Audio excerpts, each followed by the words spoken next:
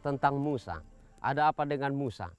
Saya percaya saudara sudah tahu kisah daripada Musa.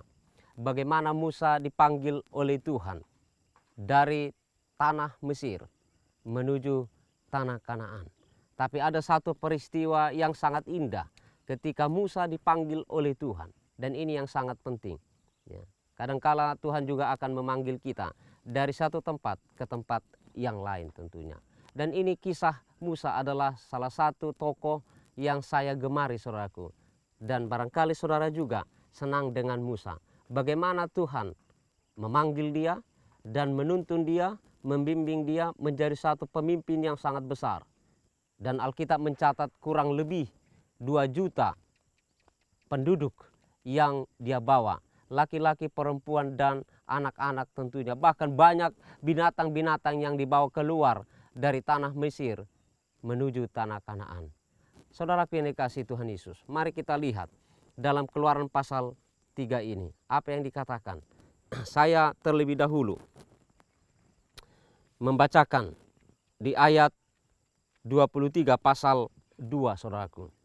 Lama sesudah itu matilah Raja Mesir, tetapi orang Israel masih mengeluh karena perbudakan dan mereka berseru-seru sehingga teriak mereka minta tolong karena perbudakan itu sampai kepada Allah. Saudara lihat ini, ya.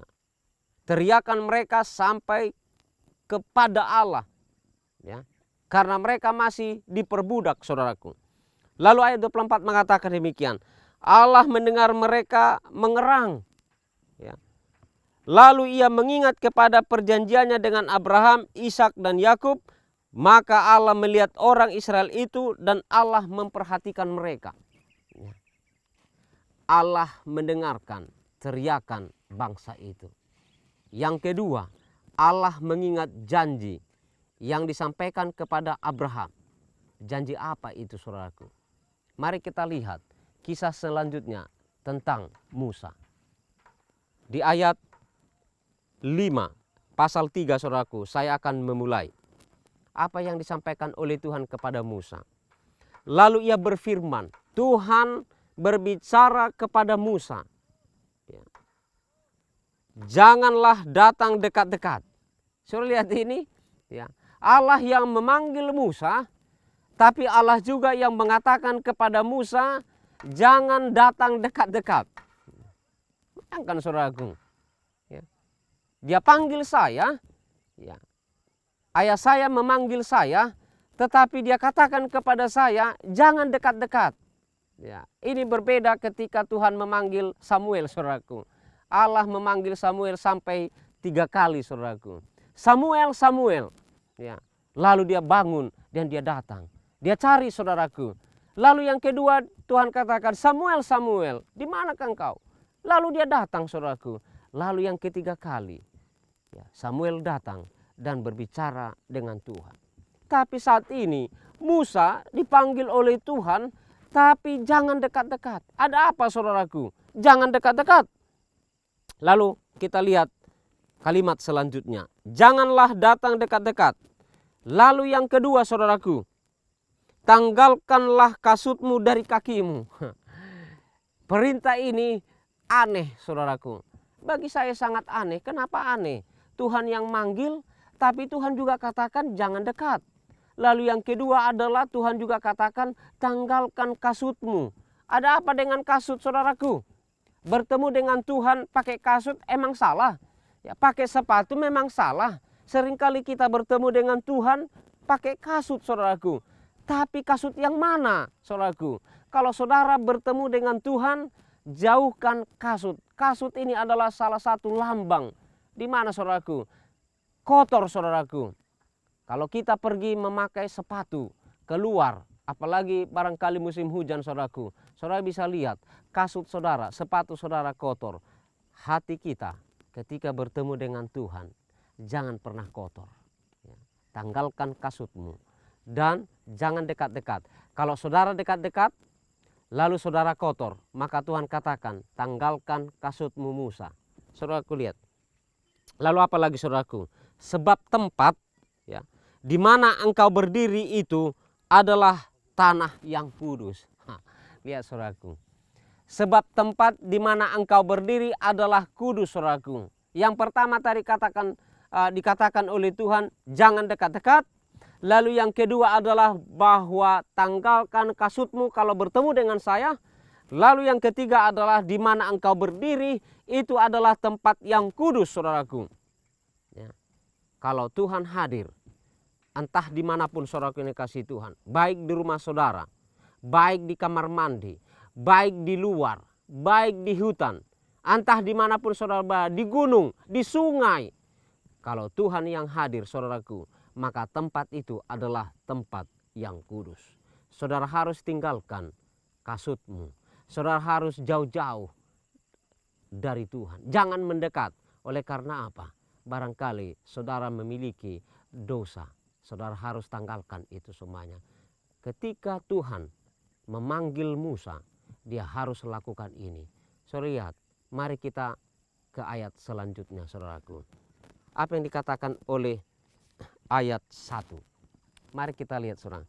Adapun Musa, ia biasa menggembalakan kambing domba Zitro. Mertuanya, imam di Midian, sekali ketika ia menggiring kambing domba itu ke seberang padang gurun, sampailah ia ke gunung Allah, yakni gunung Horeb.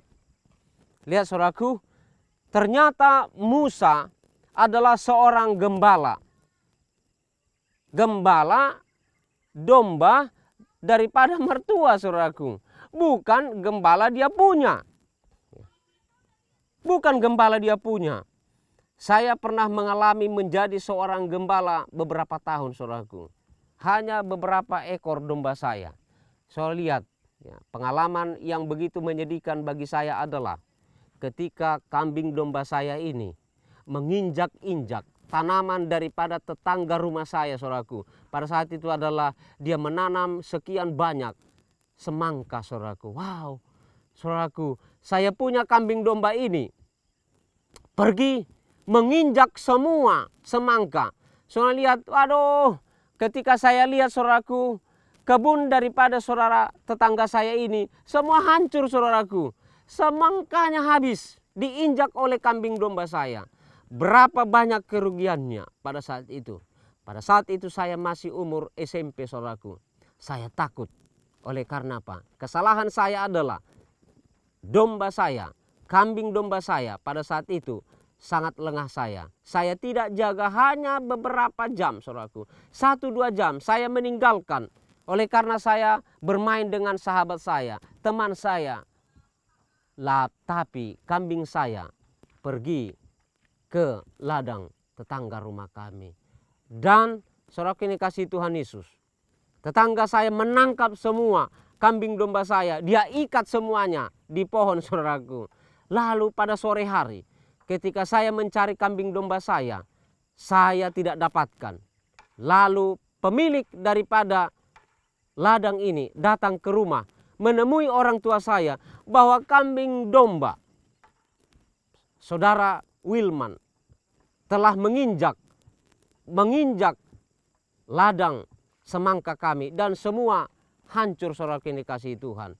Dan pada saat itu ketika saya mendengar berita ini, saya ketakutan, saudaraku. Saya pergi dari masalah. Saudara, yang paling aneh pada saat itu adalah saya pergi naik ke pohon yang paling tinggi yang ada di kampung saya pada saat itu.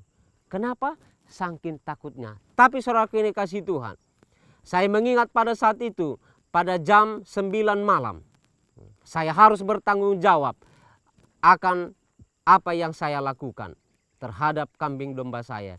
Lalu saya turun, tapi saudaraku yang dikasih Tuhan, di atas pohon saya sudah berdoa kepada Tuhan agar Tuhan ampuni saya, saudaraku. Agar Tuhan ampuni saya. Saya berdoa kepada Tuhan, Tuhan, saya telah memiliki masalah dan saya telah salah. Tolong berikan pengampunan agar orang yang memiliki ladang tersebut, di mana kambing domba saya telah menghabiskan, menginjak-injak ladang semangkanya, Tuhan berikan kelembutan. Saudara yang dikasihi Tuhan Yesus, pada saat saya bertemu dengan orang itu mengampuni saya. Lihat saudara yang dikasihi Tuhan, saya percaya bagaimana Musa pada saat itu menggembalakan kambing domba daripada mertuanya. Itu sebabnya ia menjadi seorang gembala yang sangat baik.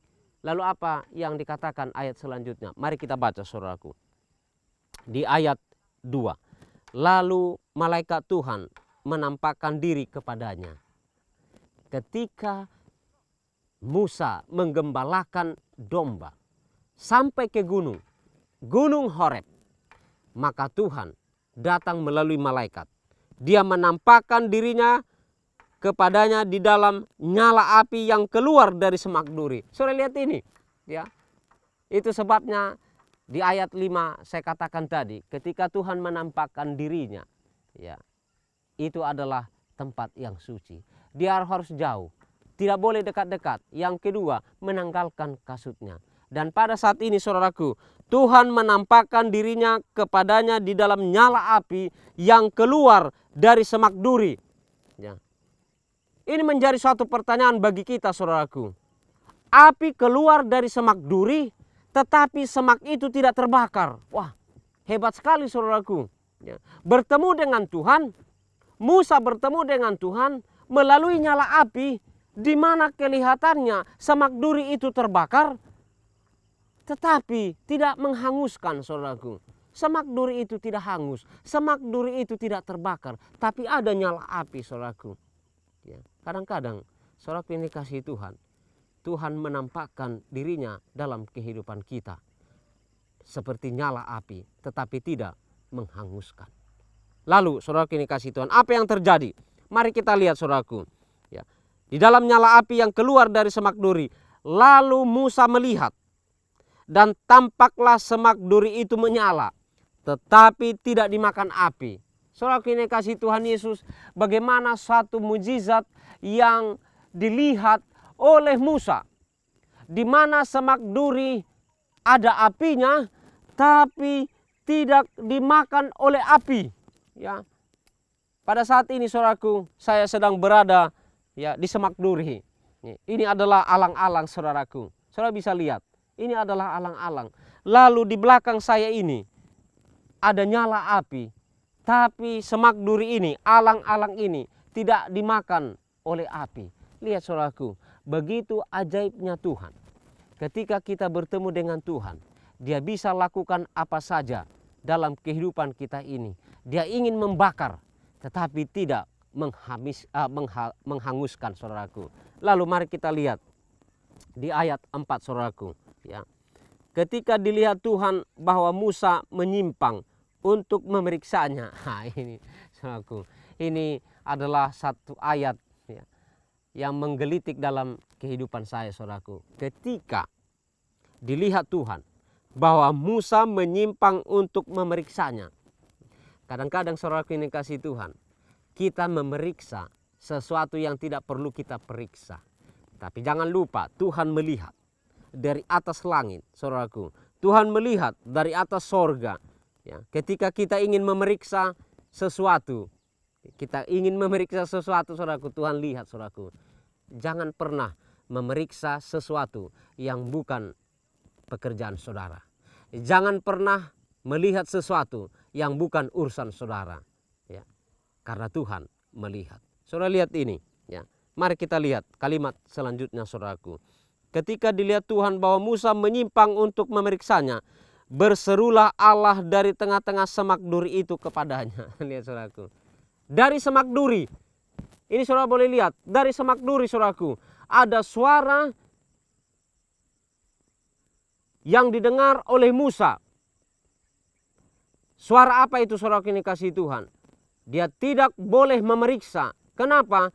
Karena Allah hadir. Ya. Saudaraku ini kasih Tuhan Yesus. Kalau Allah hadir di dalam kehidupan kita saudaraku, kita perlu periksa diri kita. Jangan periksa diri orang lain.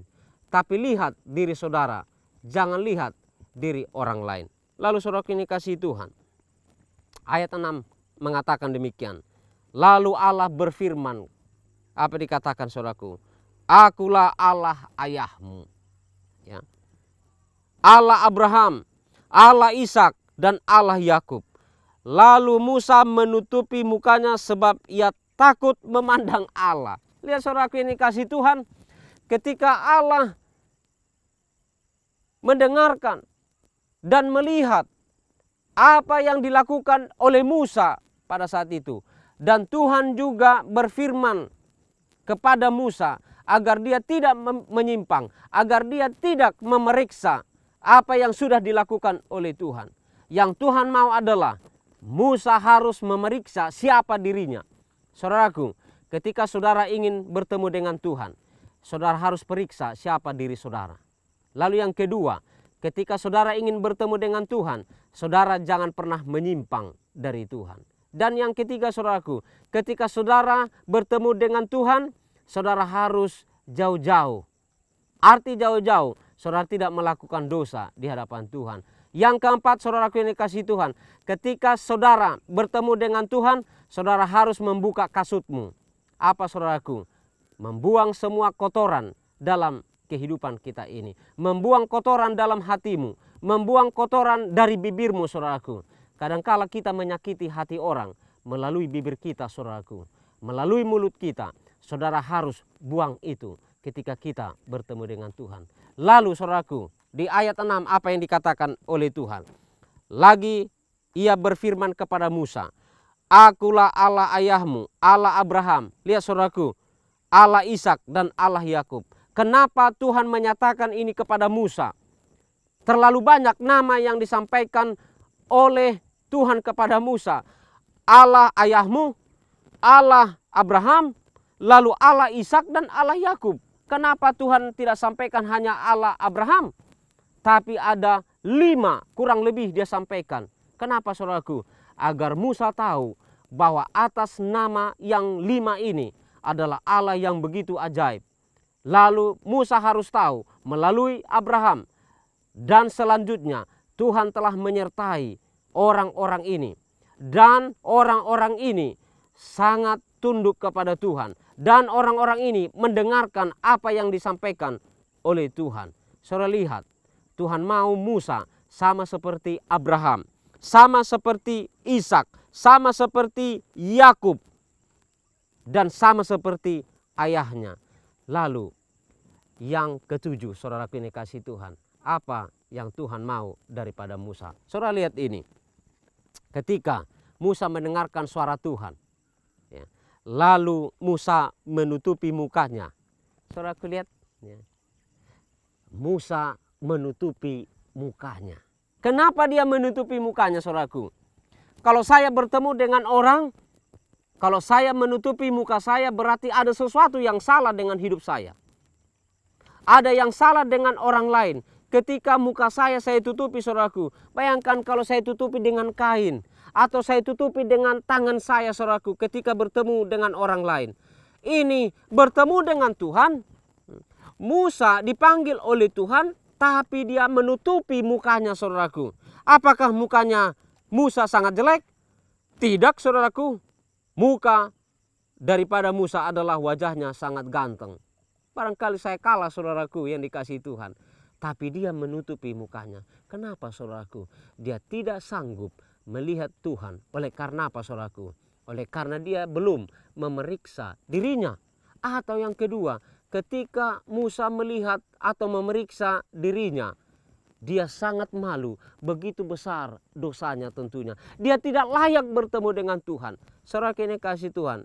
Yang berikutnya, kalau saudara bertemu dengan Tuhan, saudara harus menutup muka. Periksa diri saudara, apakah saudara sanggup bertemu dengan Tuhan? Apakah saudara mampu bertemu dengan Tuhan? Apakah saudara bisa memandang wajah daripada Tuhan? Tapi Musa tidak sanggup. Lalu yang selanjutnya saudara ini kasih Tuhan. Ketika dia menutup mukanya, apa yang dilakukan oleh Musa? Mari kita lihat di ayat 6 saudaraku. Lalu Musa menutupi mukanya sebab ia takut memandang Allah. Saudara lihat, dia menutup mukanya oleh karena takut memandang wajah Allah. Ada apa wajah Allah saudaraku? Ya. Apakah wajah Allah sangat seram? Apakah wajah Allah sangat membakar? Atau wajah Allah barangkali menyeramkan saudaraku? Saya percaya wajah Allah adalah wajah yang sangat lembut. Tetapi Musa tidak sanggup memandangnya. Dia sangat takut, saudaraku. Arti takut di sini, dia tidak sanggup melihat kesucian daripada wajah Tuhan. Kenapa? Wajah Musa adalah wajah yang sangat banyak dosa. Lalu dia tidak sanggup melihat wajah yang penuh dengan kemuliaan. Saudara ini kasih Tuhan, kalau saudara mau bertemu dengan Tuhan, saudara harus merasa takut. Takut artinya adalah merendahkan hati saudara, merendahkan diri saudara di hadapan Tuhan. Ketika mau bertemu dengan Tuhan, saudara harus menganggap bahwa saya tidak ada artinya di hadapan Tuhan. Bahwa saya tidak ada artinya kalau bukan Tuhan yang menolong saya. Bahwa saya tidak ada artinya kalau bukan Tuhan yang menuntun saya. Saya tidak ada artinya kalau bukan Tuhan yang memelihara hidup saya. Itu sebabnya Musa menutup mukanya dan takut kepada Tuhan. Saudara ini kasih Tuhan Yesus. Saya ingin sampaikan kepada saudara, ketika saya melakukan sesuatu hal yang tidak baik pada saat itu, saya mau menutup muka saya. Saudaraku, saya pernah melawan kedua orang tua saya, saudaraku. Saya lari dari rumah, saudaraku. Orang tua saya katakan, kalau pergi dari rumah harus pulang ke rumah jam 9 malam. Tapi saya lewat jam 10 malam, saudaraku. Saya sangat takut, saudaraku. Kenapa? Karena saya tahu bahwa saya salah. Ya. Lalu orang tua saya membuka pintu rumah kami dan menyuruh saya untuk berdiri. Dan orang tua saya sudah ambil satu alat, saudaraku, di mana perjanjian yang diberikan oleh ayah kami kalau kami melanggar perintah pada saat itu di rumah. Lalu saya lakukan, saudaraku, perintah ini. Apa, saudaraku? Saya takut, saya malu melihat muka orang tua saya. Oleh karena apa? Oleh karena saya sudah salah. Lalu saya tundukkan kepala saya, saudaraku. Saya mendengarkan orang tua saya berbicara kepada saya. Saya beberapa jam, saudaraku, berdiri dan saya menundukkan kepala dan saya tidak sanggup melihat wajah daripada orang tua saya. Oleh karena saya bersalah. Dan saya percaya, saudara ini kasih Tuhan, apa yang dilakukan oleh Musa pada saat itu, ketika bertemu dengan Tuhan, ia menundukkan kepalanya, tidak sanggup menatap wajah Tuhan. Oleh karena dia menganggap dirinya tidak layak bertemu dengan Tuhan. Dan saya juga demikian, saya tidak layak menatap wajah kedua orang tua saya. Oleh karena saya memiliki kesalahan, melanggar perintah. Tapi Musa tidak ada yang dia langgar perintah. Tapi dia menganggap bahwa dirinya tidak layak bertemu dengan Tuhan. Saudara ini kasih Tuhan Yesus. Apakah saudara sanggup bertemu dengan Tuhan? Apakah saudara layak bertemu dengan Tuhan? Atau saudara menundukkan kepala, menutup mata saudara karena saudara merasa tidak sanggup bertemu dengan Tuhan? Lalu saudara ini kasih Tuhan. Ayat yang terakhir bagi kita. Apa yang disampaikan oleh Tuhan kepada Musa, ayat 8. Sebab itu, tapi sebelumnya, saudaraku, kita baca di ayat 7. Dan Tuhan berfirman, aku telah memperhatikan dengan sungguh kesengsaraan umatku di tanah Mesir, dan aku telah mendengarkan seruan mereka yang disebabkan oleh pengerah-pengerah mereka. Aku mengetahui penderitaan mereka. Saudaraku ini kasih Tuhan Yesus. Ketika Musa dipanggil oleh Tuhan, bertemu dengan Tuhan, ada beberapa syarat. Tetapi mengapa Musa dipanggil oleh Tuhan, saudaraku? Oleh karena ada seruan penderitaan daripada bangsa itu. Itu sebabnya Tuhan memilih Musa untuk mengeluarkan bangsa itu dengan memiliki syarat, saudaraku.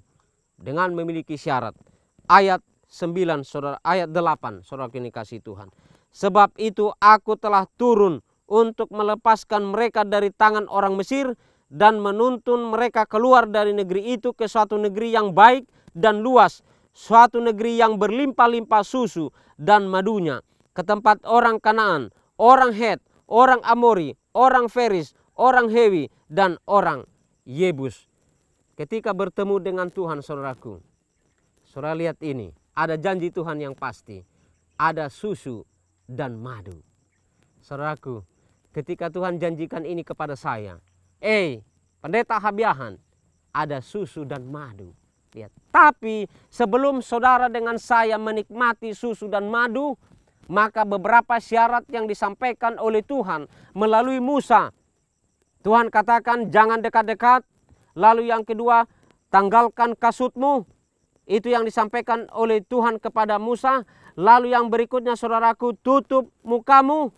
Jangan pandang. Oleh karena apa? Tuhan yang begitu mulia, penuh kesucian saudaraku, mau bertemu dengan Tuhan. Lalu janji yang terakhir saudaraku, apa yang disampaikan oleh Tuhan? Ada susu dan madu saudaraku. Ada susu dan madu. Artinya adalah kalau saudara bertemu dengan Tuhan dengan baik, ada susu dan madu saudaraku. Tuhan akan siapkan susu dan madu. Sekalipun dalam kehidupan kita ini, apa yang dikatakan oleh firman Tuhan, engkau harus menjalani, melangkahi ya orang-orang ini. Orang-orang apa saudaraku yang dikasihi Tuhan? Negeri yang baik dan luas, suatu negeri yang berlimpah-limpah susu dan madunya, ke tempat orang Kanaan. Lihat saudaraku, ke tempat orang Kanaan. Lalu yang kedua adalah orang Het, yang ketiga adalah orang Amori, dan yang keempat adalah orang Feris, orang Hewi, dan orang Yebus. Lihat ini saudaraku, saudara harus jalani ini. Tetapi jangan lupa saudaraku ini kasih Tuhan. Tuhan yang memelihara, Tuhan yang memanggil Musa untuk menjadi seorang pemimpin pada saat itu. Barangkali saudaraku, Tuhan memanggil saudara untuk menjadi seorang pemimpin dalam rumah tangga, untuk menjadi seorang pemimpin dalam gereja, untuk memanggil saudara menjadi seorang pemimpin dalam satu perusahaan. Tapi jangan lupa syarat yang utama ketika bertemu dengan Tuhan, saudara harus tinggalkan kasutmu. Jangan ada yang kotor dalam kehidupan kita. Maka akan ada susu dan madu yang saudara akan nikmati tentunya ketika Tuhan yang memerintahkan. Baik saudaraku ini kasih Tuhan, mari kita berdoa. Bapa Sorgawi, kami sangat bersuka cita pada saat ini ketika Tuhan memanggil Musa menjadi seorang pemimpin bagi bangsanya. Ada syarat yang Tuhan sampaikan kepada Musa, agar dia tidak dekat dengan Tuhan, agar dia meninggalkan kasutnya penuh dengan kekotoran. Kami juga demikian Tuhan, kami mau bertemu dengan Tuhan tetapi dengan rendah hati. Oleh karena Engkau adalah Allah yang suci. Ada satu janji yang pasti yang Kau berikan bagi Musa dan bangsanya dan bagi kami tentunya Tuhan. Ketika kami bertemu dengan Tuhan, ada susu dan madu yang Kau berikan. Terima kasih Bapa atas berkat